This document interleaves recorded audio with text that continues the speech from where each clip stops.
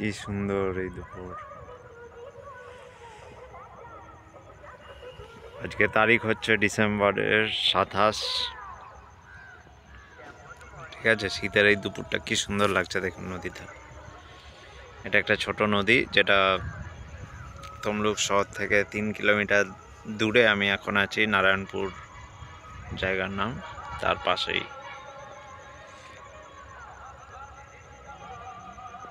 মৃদুমন্দ বাতাস দিচ্ছে উত্তর পশ্চিম থেকে, আর তার মধ্যে হালকা স্রোত বয়ে যাচ্ছে নদীর মধ্যে দিয়ে। তাপমাত্রা 23 ডিগ্রি সেলসিয়াস। এটা আলাদাই আনন্দ। উফ।